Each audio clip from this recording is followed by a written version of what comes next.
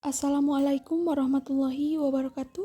Izin memperkenalkan diri, nama saya Hilma Nurfadilah dari tingkat 1B, NIM P20637022056, mata kuliah Manajemen Reka Medis.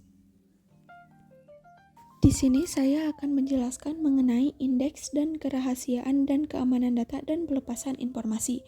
Soal kasusnya, seorang pasien bernama Alfi Latifah, 12 Februari 1988, perempuan beragama Islam, datang ke RSTMC dengan keluhan nyeri pada perut. Kemudian pasien ditangani oleh Dr. Hilma. Ternyata pasien didiagnosis apendiksitis akut. Dokter melakukan tindakan appendektomi. Ternyata setelah operasi, pasien meninggal karena terjadi komplikasi peritonitis. Pasien tinggal di kota Tasikmalaya. Berikut adalah jenis-jenis indexing baik itu manual maupun elektronik. Yang pertama yaitu indeks pasien. Indeks pasien adalah suatu tabulasi kartu katalog yang berisikan nama semua pasien yang pernah berobat di rumah sakit. Kegunaan kartu indeks pasien adalah kunci untuk menemukan berkas rekam medis seorang penderita. Ada dua jenis indeks pasien yaitu Cube apabila manual dan MPI apabila elektronik. Berikut adalah contoh dari Cube. Yang kedua yaitu indeks dokter. Indeks dokter adalah sebuah tabulasi data yang berisi nama dokter yang memberikan pelayanan medis kepada pasien. Indeks dokter bersifat rahasia, fungsinya untuk mengevaluasi kinerja dokter dan menghitung angka kredit. Berikut contoh dari kartu indeks dokter.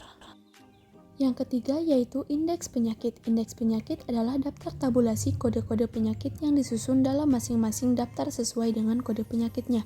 Ketentuan penulisan indeks penyakit yaitu satu jenis penyakit menggunakan satu kartu indeks. Setiap nama penyakit diikuti dengan penulisan kode ICD-10 yang berlaku. Berikut yaitu kartu indeks penyakit.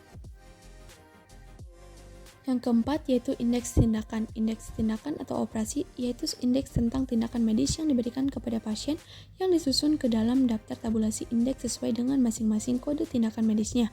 Ketentuan penulisan indeks operasi yaitu satu jenis tindakan medis dimasukkan dalam satu daftar indeks tindakan medis. Setiap nama tindakan atau operasi diikuti dengan penulisan kode tindakan ICD-9 atau ICD-9-CM. Berikut adalah kartu indeks operasi.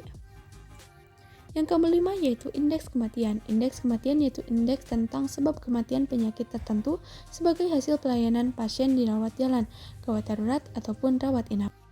Informasi yang tetap dalam indeks kematian yaitu nama pasien, nomor RM, jenis kelamin, umur, kematian, kurang dari sejam pos operasi, dokter yang merawat, hari perawatan, wilayah.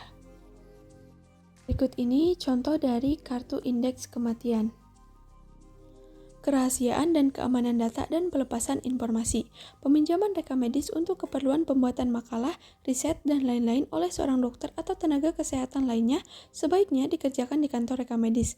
Penyampaian informasi rekam medis kepada orang atau badan yang diberi kuasa pasien, misalnya pihak asuransi yang menanggung biaya pengobatan, diperlukan surat kuasa pasien atau yang bertanggung jawab terhadap pasien tersebut, bila pasien tak kuasa membuat surat kuasa.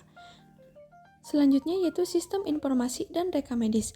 Manfaat rekam medis biasa kita sebut dengan Alfred Air.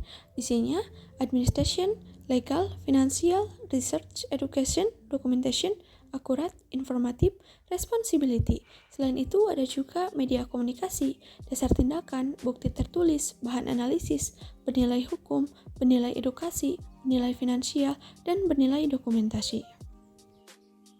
Selanjutnya yaitu sistem informasi berisi front office. Isinya ada resepsionis, kasir, back office, sistem logistik, akuntansi, SDM, cash flow management, billing, claim. Ada apotik, rekam medis, laboratorium, radiologi, dan ruang perawatan.